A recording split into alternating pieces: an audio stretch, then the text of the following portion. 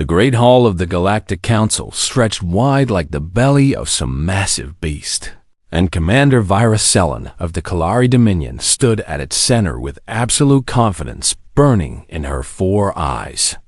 She was magnificent by any standard, standing 7 feet tall with silver scales that caught every beam of artificial light and threw it back in dazzling patterns across the walls. Her exoskeleton had been polished to perfection for this occasion, and her 4 powerful arms rested at her sides like weapons waiting to be used. The Kalari were known throughout 100 star systems as the greatest warriors the galaxy had ever produced, and Virith was the finest of them all. Around her, representatives from 12 different species watched in uncomfortable silence as she addressed the lone figures standing on the opposite side of the pavilion. There were the Velith with their flowing tentacles and large dark eyes, the Moravan with their insect-like bodies and compound vision, the tall and thin Sathani who rarely spoke but always listened, and many others who had traveled far to witness this historic meeting. But Virith paid them no attention because her focus was entirely on the human. Sergeant Marcus Cole had arrived 3 days ago as Earth's military attached to the Galactic Council, and from the moment she had first seen him, Virith had felt nothing but contempt. He stood before her now in his dark gray combat armor, the standard issue of Earth's orbital infantry, and she thought he looked almost comical. The armor added bulk to his frame and made soft whirring sounds whenever he moved, and without it she knew he would appear small and weak. Humans were new to the stars, having only discovered faster-than-light travel a mere 50 years ago. They were fragile creatures with soft skin that could be torn by the smallest claw. They lived barely a century before their bodies failed them. They had no natural weapons, no protective plating, nothing that evolution had given them to survive in a dangerous universe. And yet they walked among the elder races as if they belonged here. This insult could not be allowed to stand, and Virith had decided that today she would teach the entire galaxy a lesson about the true nature of humanity. "You wear that combat suit as though it makes you a warrior," she said, and her mandibles clicked together in a sound that her species used to express amusement and mockery. "Do you truly believe that your machines and technology make you equal to the Kalari?" The human's helmet turned slightly in her direction, but he said nothing in response. This silence only made her anger grow stronger because she had expected him to defend himself, to make excuses, to show the fear that all prey animals carry deep within their genetic memory. Instead, he simply stood there like a statue carved from stone, and his lack of reaction felt like an insult of its own.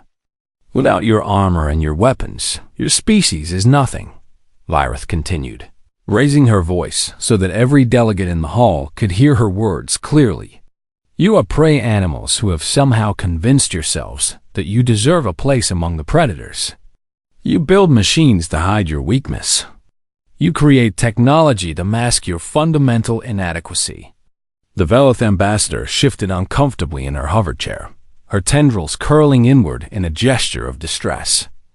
The Marvan delegate's compound eyes darted back and forth between Virith and the human as if trying to predict what would happen next.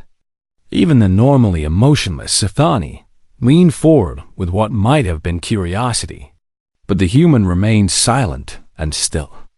Virith took 3 steps forward, her clawed feet clicking against the polished floor of the pavilion with each movement. She stopped only when she was close enough to see her own reflection in the dark visor of his helmet, and she wondered what expression hid behind that mask. Was he afraid? Was he angry? Was he even capable of understanding the depth of her contempt? "I have killed 32 opponents in ritual combat," she announced, and pride swelled in her chest as she spoke these words. "My name is sung in the warrior halls of my homeworld. I have faced the greatest fighters from a dozen different species, and none of them could stand against me. What can you possibly offer that would compare to such a legacy?" Still the human said nothing. The council chair, an elderly Velith named Ambassador Tethran, cleared her throat, and raised one tentacle in a gesture requesting attention. "Commander Virith, perhaps we should return to the matter of the trade negotiations," she suggested in a voice that trembled slightly with nervousness. "The human delegation has come here in good faith, and these provocations serve no productive purpose." But Virith ignored her completely because she had not finished making her point. "I propose a demonstration," she said, and a smile spread across her face that showed all of her razor-sharp teeth. "A contest of strength and skill, warrior against warrior, with no weapons and no assistance. Let the entire galaxy see what humans truly are when they are stripped of their technological crutches." She expected the human to refuse this challenge. She expected him to stammer excuses about diplomatic protocols and peaceful intentions. She expected him to reveal the cowardice that surely lurked beneath his silent exterior. What she did not expect was his response. "I accept," Marcus Cole said, and his voice came through his helmet speaker calm and steady and completely without fear. For the first time since the confrontation began, Virith felt a small flicker of uncertainty. This was not how prey animals were supposed to behave. They were supposed to run or hide or beg for mercy. They were not supposed to walk willingly into the jaws of death. But she pushed this feeling aside because it did not matter what the human thought or felt. The outcome of this contest was already determined by millions of years of evolution. The Kalari were apex predators, and humans were soft little creatures who had no business playing at being soldiers. "Then it is agreed," Virith announced, turning to address the assembled delegates. "Tomorrow, in the ancient arena of this station, the galaxy will witness the truth. They will see a human stripped of all technology, standing helpless before a true warrior. And they will finally understand that some species are meant to conquer, while others are meant to serve." The Kalari delegation erupted in cheers and clicking sounds of approval, but Virith noticed that the other species did not join in their celebration. The Velith looked worried. The Moravan appeared disturbed. Even the Sithani seemed to have drawn back slightly in their seats. But none of this mattered to Virith because tomorrow she would prove her point beyond any possible doubt. Tomorrow she would humiliate this human and his entire species. Tomorrow the galaxy would remember why the Kalari were feared above all others. As she turned to leave the hall, she cast one final glance at the human soldier. He still had not moved from his position, and his helmet still betrayed no emotion or reaction. He was like a machine himself, she thought, cold and lifeless and waiting. But tomorrow he would learn what it meant to face a real warrior. Tomorrow he would learn the price of his silence and his calm. Tomorrow she would teach him a lesson that humanity would never forget. And as Virith walked out of the great hall with her head held high and victory already singing in her heart, she never once considered the possibility that she might be the one who would learn a lesson. She never once imagined that she had just made the greatest mistake of her life. The ancient arena had stood at the heart of the space station for over 3,000 years, and its black stone floor bore the marks of countless battles between warriors from across the galaxy. Virith entered through the eastern gate to the sound of thunderous applause from the Kalari delegation that filled nearly a quarter of the massive circular stadium. They stomped their clawed feet against the metal bleachers and clicked their mandibles in rhythmic patterns of praise and encouragement. Banners bearing the symbols of her house and her homeworld hung from the railings, and the air itself seemed to vibrate with the energy of their support. She walked slowly to the center of the arena, savoring every moment of this glorious occasion. Her silver scales gleamed under the powerful lights that ringed the stadium, and her forearms moved with the fluid grace of a born predator. She had prepared carefully for this day, polishing her exoskeleton until it shone like a mirror and sharpening her claws until they could slice through steel. The other delegations watched from their assigned sections with expressions ranging from curiosity to concern. The Veloth ambassador sat in her hover chair with her tendrils wrapped tightly around herself in obvious distress. The Moravan clicked quietly among themselves in their strange insect language. Even the normally silent Sithani seemed to be communicating through subtle movements of their elongated heads. And then the western gate opened and the human entered the arena. Marcus Cole still wore his combat armor, the dark gray plating of Earth's orbital infantry that covered him from head to toe. The servo motors in his suit whirred softly with each step he took, and his heavy boots left small marks in the ancient stone floor.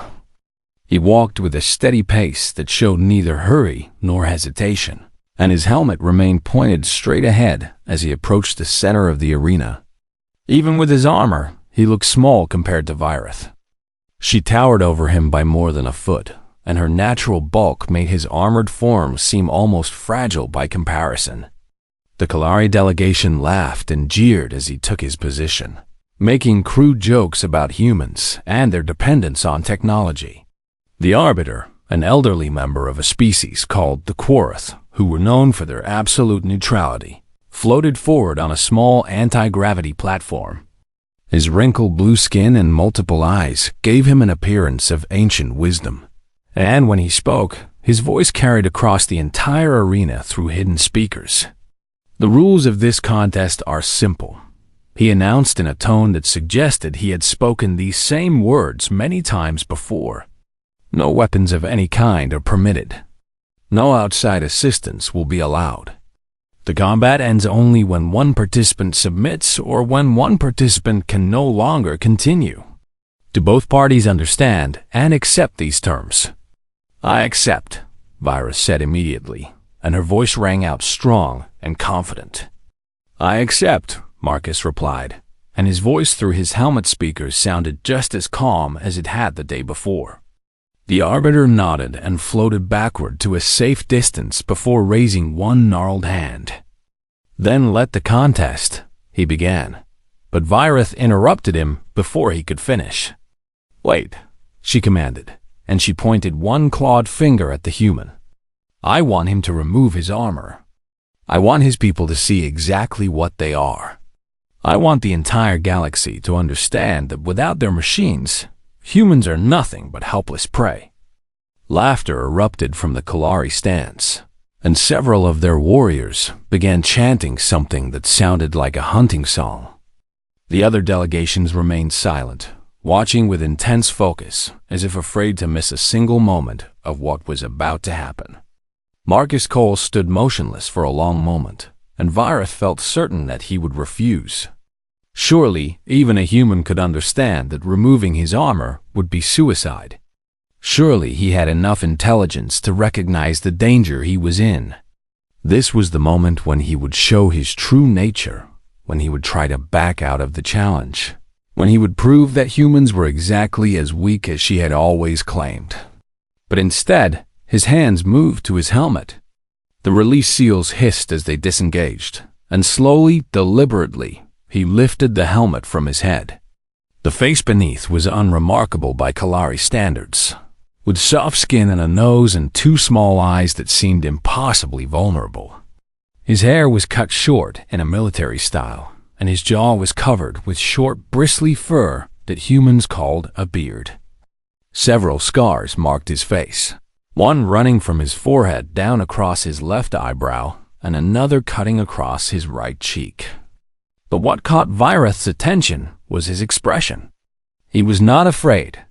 There was no fear in those small human eyes, no trembling in his soft human jaw, no sign of the terror that prey animals always showed when faced with their doom. Instead, he looked calm and focused and strangely peaceful, like someone who had already accepted whatever was about to happen. And he was smiling. It was a small smile, just the slightest curve of his lips, but it was undeniably there. The chest plate came off next, revealing a torso wrapped in simple dark fabric. His arms were bare beneath the armor, and they showed the lean muscles of someone who had trained their body for combat. More scars covered his skin here, some that looked like claw marks and others that looked like burns, and still others that might have been bullet wounds that had long since healed. The arm guards fell away, then the leg plating, then every other piece of the sophisticated combat armor that protected soldiers of Earth's orbital infantry. Piece by piece, the technology that supposedly made humans dangerous was stripped away and left in a pile on the ancient stone floor. What remained was simply a man. He stood before her in nothing but combat fatigues and boots, his scarred body exposed to the harsh arena lights, his soft skin offering no protection against her razor claws. He was tall for a human but still shorter than her. He was strong for his species but still weaker than any Kalari child. He had nothing to defend himself with except his bare hands and whatever skills he had learned in his short human lifetime. And still he was smiling. The arena had gone completely silent. Even the Kalari delegation had stopped their jeering and chanting, because this was not what they had expected. They had expected the human to cower and beg and make excuses. They had expected him to reveal the weakness that all prey animals carried within them. They had not expected him to stand before the greatest warrior of their species with nothing but his bare flesh and a smile on his face. "Shall we begin?" Marcus asked, and his voice was even and steady and completely without fear. Virith felt that small flicker of uncertainty return, stronger this time than before. Something about this situation was wrong. Something about this human was not matching her expectations. But she pushed the feeling aside with a growl of determination, because it did not matter what he did or said. The outcome of this battle had been decided by evolution millions of years ago. She was an apex predator. He was prey. And today, the galaxy would see the truth. "Begin," she snarled, and she launched herself at him with all the speed and power that had earned her the title of Deathwind. Virith attacked with the speed that had earned her the title Deathwind, and the arena seemed to blur around her as she closed the distance between herself and the human in less than a heartbeat. Her primary arm swept forward in killing arcs, claws extended to tear through flesh and bone, while her secondary limbs reached out to grab and hold and crush. This was the technique she had perfected over decades of combat, a combination of attacks so fast and so powerful that no opponent had ever survived the initial assault. 32 warriors had died to these claws, and the 33rd was about to join them. But her claws found only empty air. The human had moved. Not backward, not in retreat, but sideways with a strange sideways step that seemed almost lazy in its economy of motion. He had shifted his weight and turned his body and simply flowed out of the path of her attack like water moving around a stone. Her claws passed within inches of his face, close enough that he must have felt the wind of their passing, but he had not flinched or even blinked. Virith recovered instantly and spun to face him, her secondary arms already swinging in wide hooks that should have caught him from either side. But again, he was not there. He had dropped low and slid forward, passing beneath her attacks and emerging behind her as if he had simply walked through the space she occupied. She whirled and struck again, and again, and again. Her claws carved patterns through the air at speeds that the human eye should not have been able to follow. She used every technique she had learned in her long career, every combination and feint and trap that had brought her victory in 32 battles. She moved with the fury of a storm and the precision of a surgeon, determined to end this mockery of a fight with a single killing blow. But every strike missed.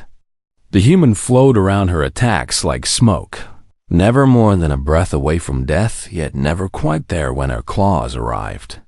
He did not retreat or run or show any sign of fear.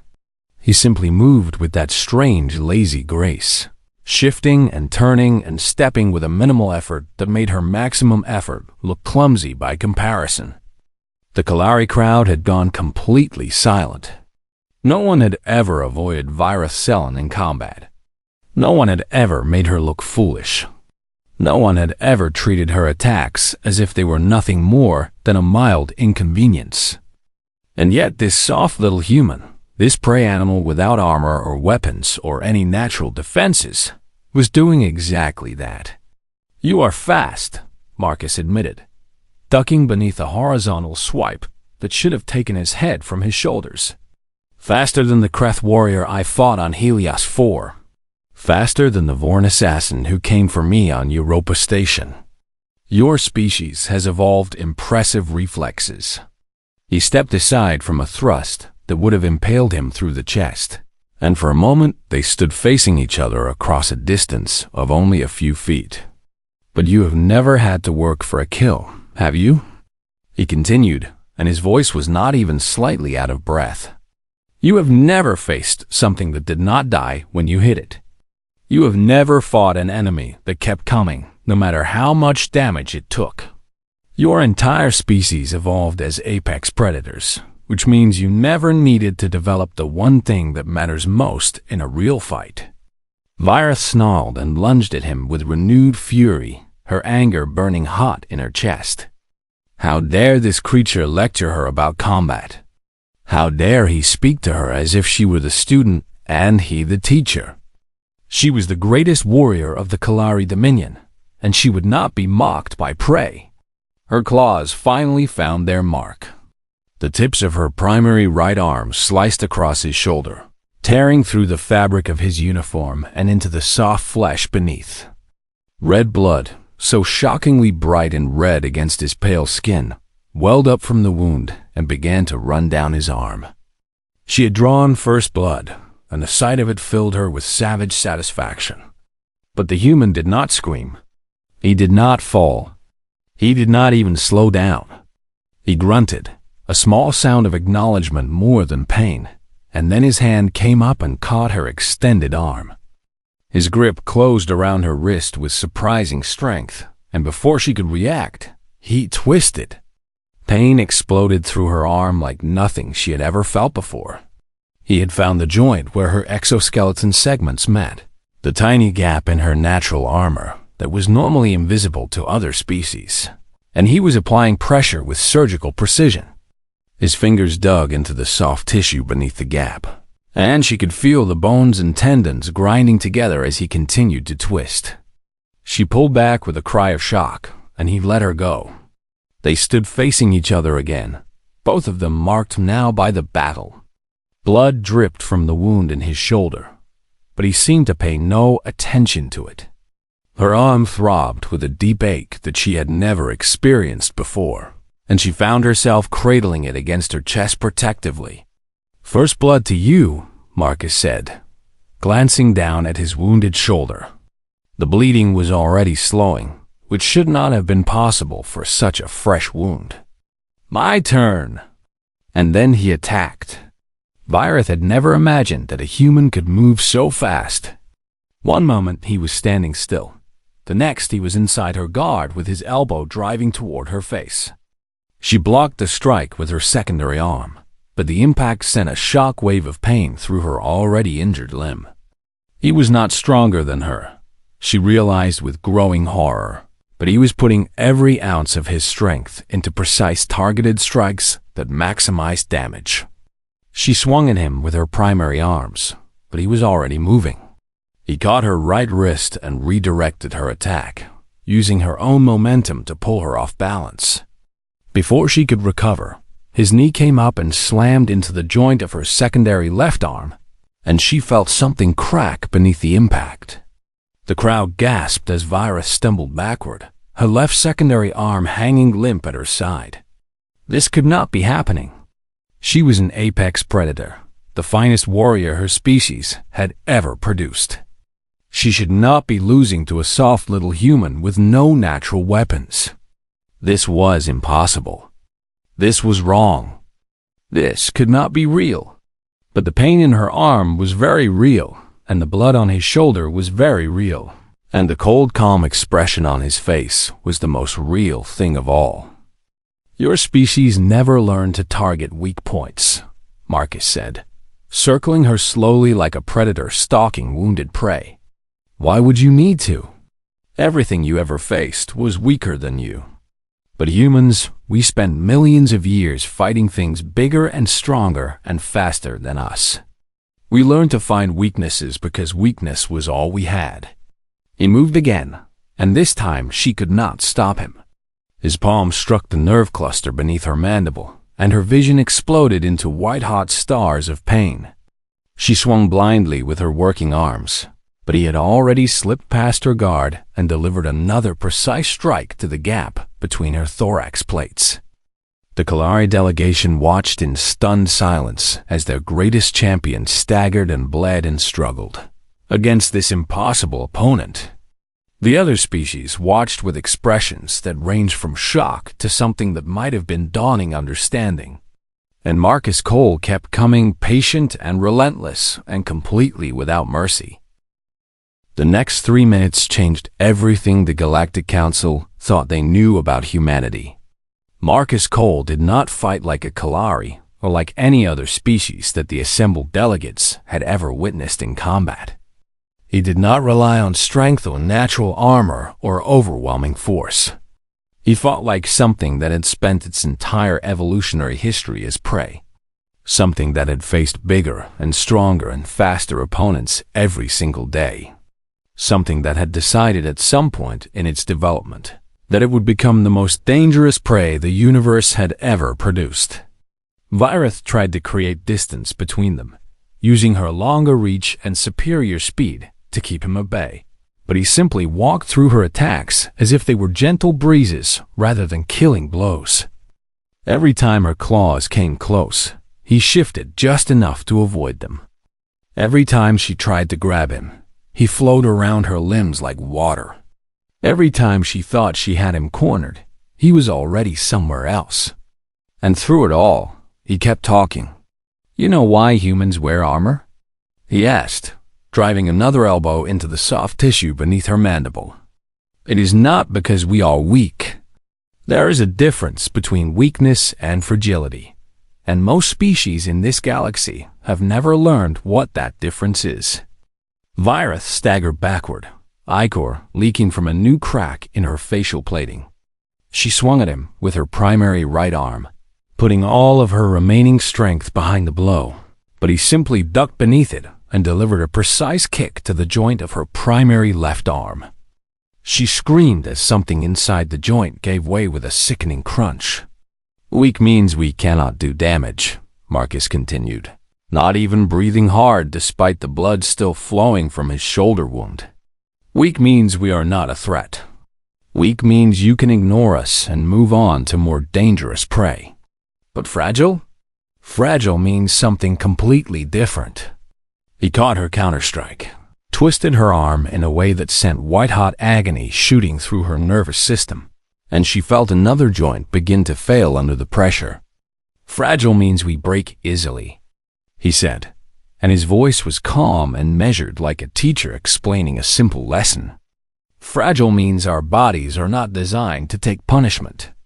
Fragile means that every fight we have ever been in could have been our last. And that fragility, Commander, is exactly what makes us so dangerous." She tried to sweep his legs out from under him, but he simply stepped over her attack and drove his fist into the crack in her thorax with devastating precision.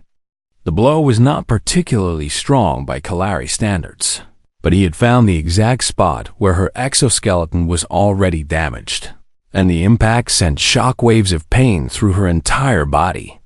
"Your kind evolved as apex predators," Marcus continued, pressing his advantage with another series of targeted strikes. "You have never needed to develop endurance because nothing ever lived long enough to test your stamina. You have never needed to develop pain tolerance because nothing ever hurt you seriously. You have never needed to develop the sheer stubborn refusal to die that got humanity through its history." Virith fell to one knee, her vision swimming with pain and her hearts pounding with something she had never felt before in combat. Fear. She was afraid. For the first time in her long career as a warrior, she understood what it felt like to be prey. She understood what her 32 victims must have felt in their final moments, facing an opponent they could not defeat, knowing that death was coming and there was nothing they could do to stop it. We did not climb to the top of our food chain because we were the strongest, Marcus said, and now he was standing over her, looking down at her with those small human eyes that showed no hatred and no anger and no satisfaction. We did it because we just did not stop. We fought predators that could tear us apart with a single swipe. We hunted prey that could crush us beneath their feet. We survived ice ages and plagues and wars that killed billions of our own kind. And through all of it, we just kept going. He reached down and grabbed her by the collar of her ceremonial armor, hauling her back to her feet with a strength that should have been impossible for his small frame. Your species looks at our technology and sees weakness, he continued, his face now inches from hers. You see our machines and our weapons and our armor, and you think we need them because we are not good enough on our own. But you have it completely backward. He actually threw her, and she crashed to the ground several feet away with a sound like breaking stone. We build technology because we refuse to accept our limitations, Marcus said, walking toward her with that same patient, relentless pace. We create tools because we see obstacles and we find ways around them. We develop weapons and armor and machines, not because we are weak, but because we are never satisfied with being good enough. We always want to be better. We always want to improve. We always want to push beyond what should be possible. Virith tried to rise, but 2 of her arms were broken and the other 2 were barely functioning. Cracks spiderwebbed across her once perfect exoskeleton, and ichor dripped from a dozen wounds. She had never been damaged like this, never been hurt like this, never been made to feel so utterly helpless. And the armor? Marcus said, stopping to stand over her fallen form. The armor is not there to make us dangerous. The armor is there to make us safe for other species to be around. Because when a human takes off their armor and decides that they are willing to accept whatever damage comes their way, there is no predator in this galaxy that should want to face them. He looked around at the stunned crowd, at the Kalari who sat in horrified silence, at the other species who watched with expressions ranging from shock to awe to something that might have been fear. Humans are not apex predators, he announced, his voice carrying across the silent arena. We are something far more dangerous. We are prey that learn to fight back. We are the weak who became strong through sheer determination.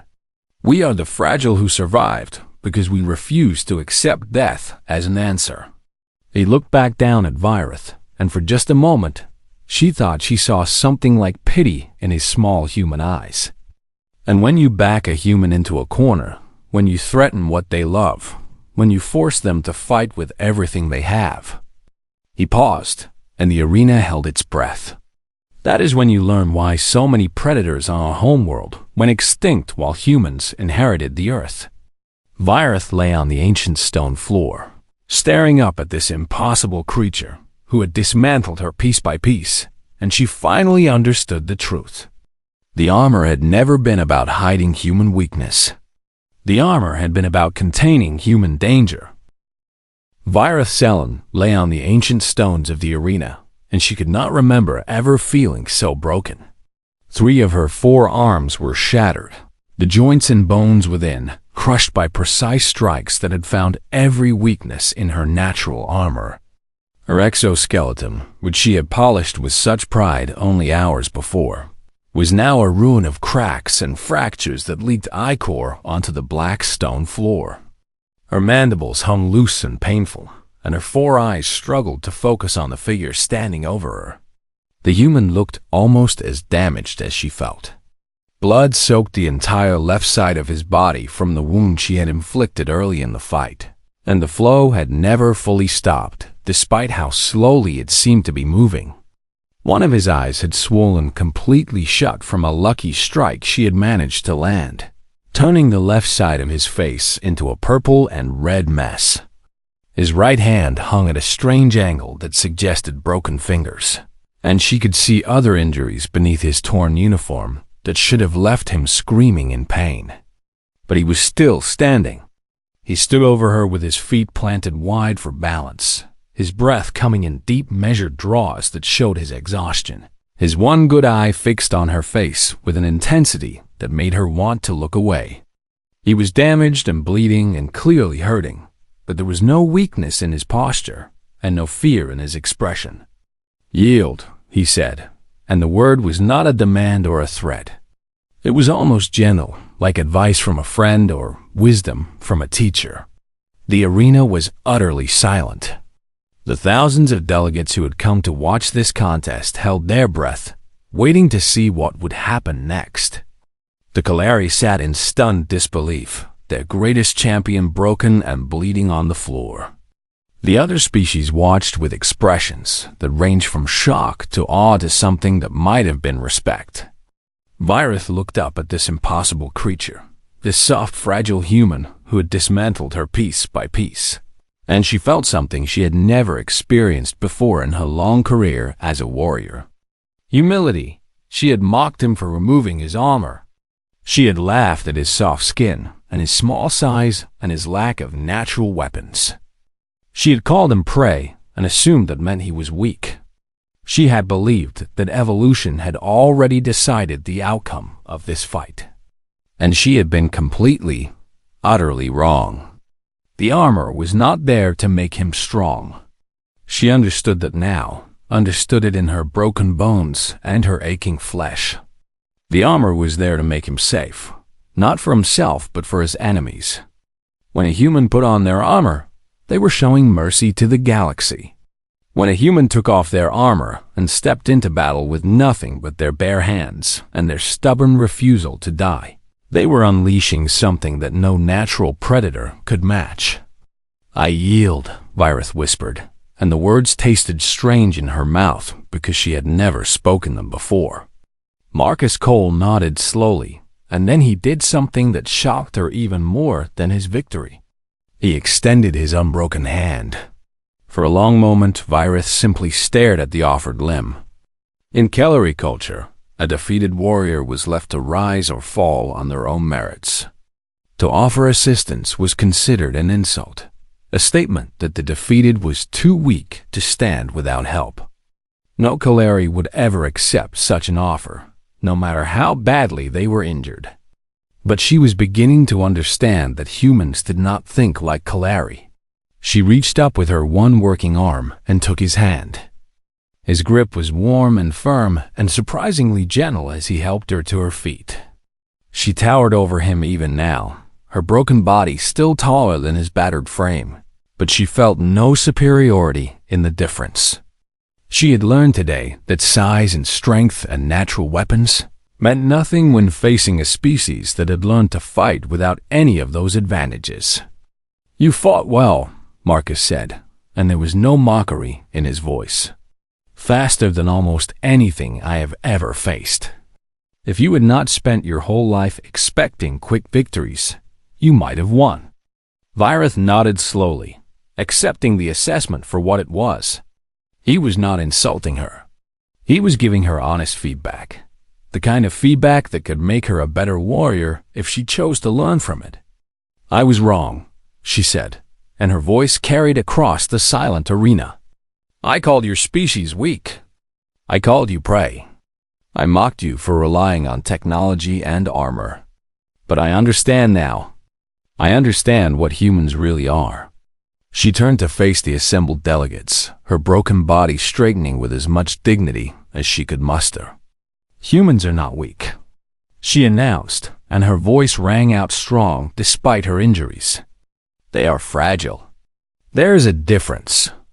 And that fragility has made them more dangerous than any apex predator this galaxy has ever produced. They fight without expectation of safety. They endure without hope of quick victory. They persist without any guarantee of survival. And that makes them something that we should respect, not mock." The Valley ambassador leaned toward the Moravan delegate, her tendrils uncurling from their anxious positions. "I believe we may need to reconsider our assessment of the human species," she said quietly, but her words carried in the silent arena. The Moravan clicked in agreement. their compound eyes still fixed on the two figures standing together in the center of the combat floor.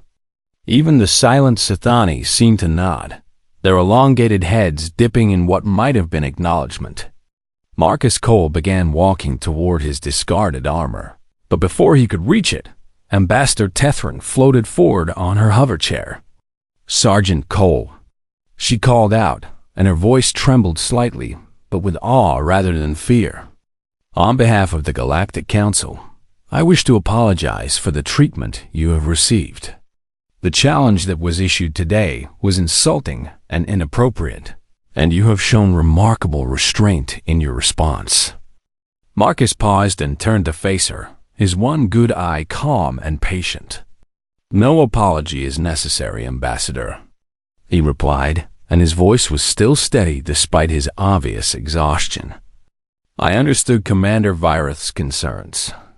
Humanity is new to the galactic stage. It is natural for established species to want to test us, to see what we are made of. I hope today's demonstration has provided some answers." The ambassador nodded slowly, her tentacles moving in patterns of respect. "It has provided many answers," she agreed, "and raised many new questions. I suspect the Council will be discussing the implications of today's events for a very long time." Marcus nodded and resumed walking toward his armor. He picked up the pieces one by one, but he did not put them back on. Instead, he carried them in his arms, his broken fingers clutching the technology that the galaxy had mistaken for a crutch. As he walked toward the exit, he passed close to the Kalari delegation. They watched him in silence, their earlier mockery and laughter completely forgotten. Some of them looked afraid. Some of them looked confused. But a few of them, the ones who had truly been watching the fight, looked at him with something that might have been respect. Marcus paused in front of their section and looked up at them with his one good eye. "I meant no disrespect to your species or your warriors," he said simply. "Commander Virith is a magnificent fighter, and I am honored to have faced her in combat. I hope that this experience has helped build understanding between our peoples rather than division." And then he continued walking, leaving behind a stadium full of stunned aliens, who had just witnessed to something that would change the course of galactic history. Virith watched him go, her broken arms cradled against her chest, her heart beating with emotions she could not name. She had come to this arena to humiliate humanity. Instead, she had learned the truth about what made them dangerous. And as the human soldier disappeared through the western gate, carrying his armor in his arms like a promise and a warning all at once, Virith Cellon made a decision. She would learn from this defeat. She would study human combat techniques. She would understand how they had turned fragility into strength and vulnerability into victory. And perhaps, if she was fortunate, she might earn the right to call Marcus Cole a friend rather than an enemy. Because the galaxy had just learned a lesson that it would never forget. Humans were not prey. They were not weak. They were not the soft, helpless creatures that their appearance suggested. They were survivors. They were adapters. They were the species that had looked at every predator and every challenge and every obstacle in their path and had simply refused to die. And now that they had reached the stars, the galaxy would never be the same again. Virith Cellon lay on the ancient stones of the arena, and she could not remember ever feeling so broken. 3 of her 4 arms were shattered, the joints and bones within crushed by precise strikes that had found every weakness in her natural armor. Her exoskeleton, which she had polished with such pride only hours before, was now a ruin of cracks and fractures that leaked ichor onto the black stone floor. Her mandibles hung loose and painful, and her 4 eyes struggled to focus on the figure standing over her. The human looked almost as damaged as she felt. Blood soaked the entire left side of his body from the wound she had inflicted early in the fight, and the flow had never fully stopped, despite how slowly it seemed to be moving. One of his eyes had swollen completely shut from a lucky strike she had managed to land, turning the left side of his face into a purple and red mess. His right hand hung at a strange angle that suggested broken fingers, and she could see other injuries. Benna